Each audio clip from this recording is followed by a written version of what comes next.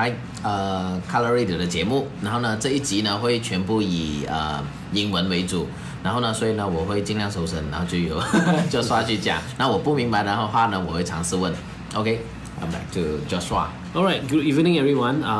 First of all, thank you, Mervin, for inviting us for the second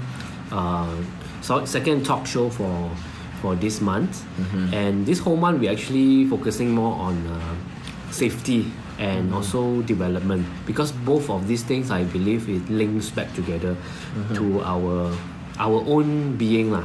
Right. Today's topic is about your PRADA determines your children's safety and development. Right.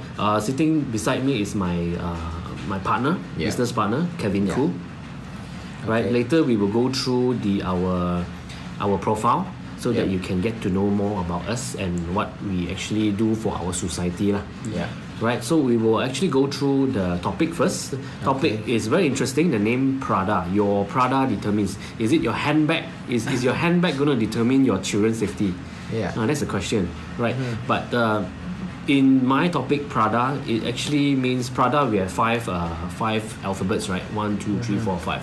So this PRADA is actually 5 elements, key elements of ourself that we need to look into when it comes to our own safety and also our children's safety.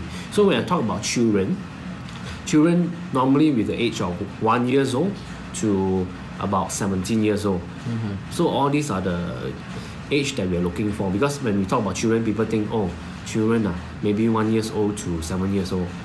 We are talking about whole range of age, including teenage and youth as well, right? So this is our company logo. One is a switch paper, and the other one on your right side is a community of for women's self-defense. So we set up a company called Switch People. I believe last week we briefly go through the introduction of the company already. So just we come back to the 5 key elements. First one is priority, responsibility, awareness, diligence, and actions. So these 5 key elements we are going to go through one by one carefully, so that we will be more equipped to look into our family safety and development. Right. So before we go into the topic, I will just basically let you know my background. Okay. Right. My background, I have a double major degree, which is focused more on marketing and international trade. Graduated in year 2006 from Sunway University and experience. I actually have 8 years of experience in the education industry. I worked in Sunway before, Berjaya as well. Right, so these are the 2 main universities that give me a lot of exposure in terms of the kids and also the youths. Means last time your job is related to education? Yes. I'm in the career counseling and marketing department. So what we do is we counsel students in terms of career. So my style, and compared to all the other colleagues' style, is very different. If let's say I am being employed, let's say in Sunway, their programs, the time I was in Ipoh, Sunway College Ipoh, their programs are mostly more on art stream, right? Like marketing, business program. Marketing, business, accounting, all these programs are the major program, right? So what we actually do is that I will always go to schools to give talks and also give counseling to those students. Between the age is from? Age is usually about 16 and 17, Form 4 and Form 5. Like before they go to college? Before they yes. And the most common question that the students ask me is, what kind of courses do you have? Then I'll throw them back a question. What do you like? What do you like to do in the future? What's your career? What career do you have in mind? And the most common answer, 80% answer me is I don't know. Right. I think the most important thing is we have to educate the students to understand what are their personalities, their potentials, their goals, and what do they really like. Because in our education system right now, a lot of students, they just want to get The 8 high- A's, yeah, 9 the A's, highest mark, to compete with their friends and the family as well, giving them pressure. So, and they have lost themselves. They don't even know what they like anymore, because I just want to score A for I only know I need to score A for my exams. Yeah. So basically these are my job lah. When I counsel students, I don't just talk about my program. Hey, you have to study accounting lah. It's very good. You become accountant, you earn a lot of money. Yeah. You can work in the big 5 firms. Yeah, KPMG, all those lah. But what we fail to understand is whether the person potential and the strength can work in this field or not, in this line of work or not. Right? So besides that, I see a lot of parents forcing their children to study what the parents want them to do.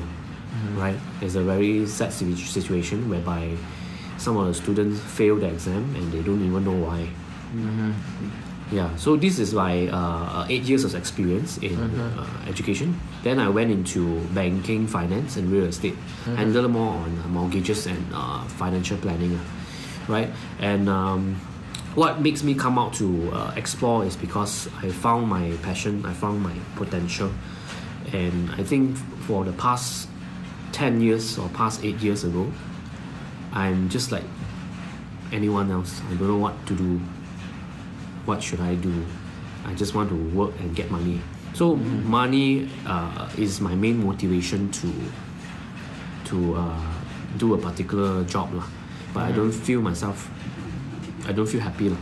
Always try to find ways to escape rather than improve.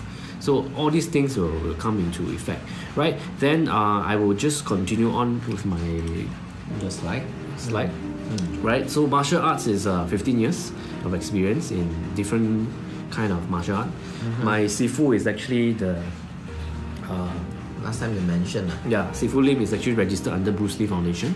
It's the 3rd generation of Grandmaster Bruce Lee. Okay. And these are the current specialization I do lah. So sorry, just interrupt a bit.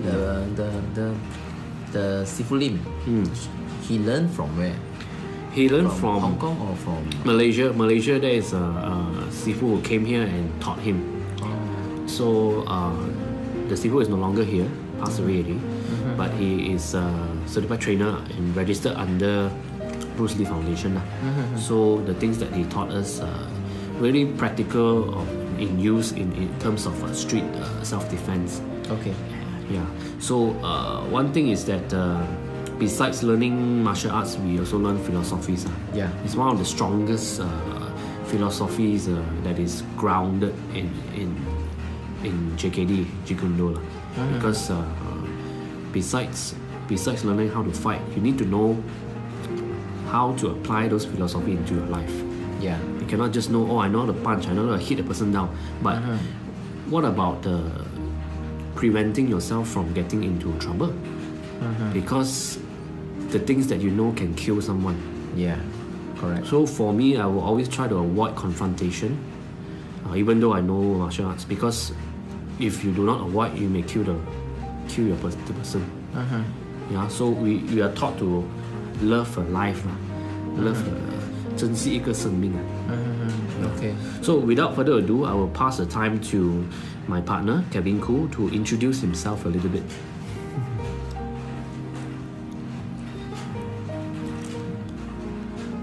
Okay, Kevin Khoo. Hi, good evening everyone. My name is Kevin Khoo. So basically I'm the co-founder of this Switch Flipper. We are actually in this educational line whereby we actually focus on this holistic style educations for all our students. So what I have is that I actually have this Bachelor of Chemical Engineering, something which is not really related to what I am doing right now. So for me personally, I feel that this is something that I'm really passionate on. That's been in public speaking. That's why I actually collaborate with this Joshua to actually come up a program which is able to help all the students, not only in terms of their academic, but of course we have to focus on their public speaking skill as well. And in this case, we have a special, what we call it as a visibility enhancement program.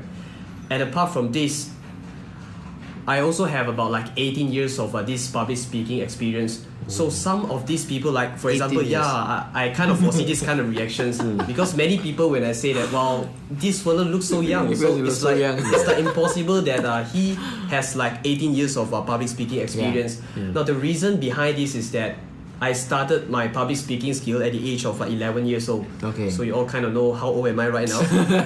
So Okay. basically back then, when I was 11 years old, I participated in those storytelling competition.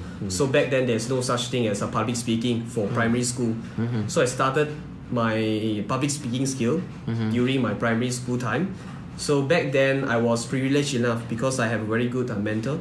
I still remember it's actually a Malay Okay. teacher. Yeah, she was the one that really taught me a lot on how to become a good public speaker, how to become a good storyteller. I would say that a storyteller, not a public speaker yet at that moment. So from that day onward, it's like something that I feel that I'm really passionate on. It's like whenever I am able to speak in front of the public, I feel like it's like a sense of accomplishment. I would say that it's like an excitement that I have. So that's why since then I've never looked back. So when I was in my secondary school, I actually volunteered myself to be an MC. So almost every Monday you can see that I was on the stage. So people will say that, oh, Kevin again on the stage doing the same thing again, so boring. So that's how I get started actually. Right up to my university level, I was still actively involved in areas such as debating, as well as Toastmaster clubs. So at this moment, I am very active in public speaking right now, as in Toastmaster clubs. Yeah. And apart from this, let me check my slide. Yeah, I also conduct a lot of workshops from time to time as well. So most of these workshops, I would say that I focus more on students. How I define student is like from the age of like maybe 15 years old, right up to a young adult, probably between 15 right up to 30 years old. Because in this group, I still see that there's a lack of how we call it as a public speaking skill. So when I was in my university time, I kind of see a lot of people, they are giving their presentations, but I can see that their presentation is like lack of something. It's like something they're reading from the notes. So for that onward, I see that there's a need to improve actually this kind of skill, which I believe is very vital, especially in terms of a sales presentation, whereby you need to do a very convincing sales presentations in order to convince those clients. So that's where I actually came in along with Joshua, whereby we actually met about like 2 years ago. So I saw that he is a very highly motivated person. So it is someone that I wish to collaborate with. So that's why we actually come up with this company called a Switch Flipper. Yeah, so that is something about me. So I think I better pass back to Joshua to talk about this martial arts stuff. Yeah. Thank you Thanks, for your brief introduction. Right. So we will actually go into our main topic today. Right. We won't focus so much on how to fight, martial art, all those things. But we focus more on the elements that we need to let the public aware in terms of safety. Yeah. Okay, missing children. Okay, so in Malaysia, I'm sure recently we heard a lot about kidnaps. Yeah. Children being kidnapped and the most recent one I think is was the Kajang. Kajang one. Yeah, you also talk about kid. that. Yeah, so I think this is one of the main things. Every year it happens, and believe it or not, you can see that we have a lot of children aged between 3 to maybe about 8 years old, or some even 12 years old and above. They gone missing. Yeah, so I think there are two different categories. One is first category is disappearance, which includes of running away from home. Second category is classified as abduction or kidnapping, which means it's really someone adopted them and then maybe they want to ask for ransom or maybe they sell the kid away. Right? So I think the first category, we some of us we fail to identify this thing, and we tend to ignore these things because why children and teenagers run away from home, then there must be a reason why they run away from home. And we thought that, oh, he's missing, someone kidnapped them, but actually no, maybe it's themselves kidnapped themselves. Maybe they're hiding, or they just run away from their parents. Yeah, so this could be a possibility of that. So before that, we just go into the statistics of adoption. 2004, there are actually more than 2,405 cases which are reported. Not reported one is not stated here. Right? So in the recent one, 2012, January to October, is total about 4,804. 16 per day. Average is 16 per day, you know. And the children who are found is about 2,000 plus. And About 50%. yes, 2,472 is still missing, which means it's not even solved yet. Among the 2,400 people, 1,177 children are below 18, and 896 girls are actually 896 are girls and 281 are boys. So these are the statistics that we can get so far. I did try to find other sources to find more accurate cases, but I can't find any more amount for the recent years lah. But it's good for us to aware. Yeah, at least we have the data. Yeah. Yeah. So in our next session, we're going to talk about PRADA. Yeah. How are we going to prevent all this, and how are we going to enhance our knowledge in terms of helping to develop our kids and our children? Okay. Yeah. Then we rest a while. Thank you.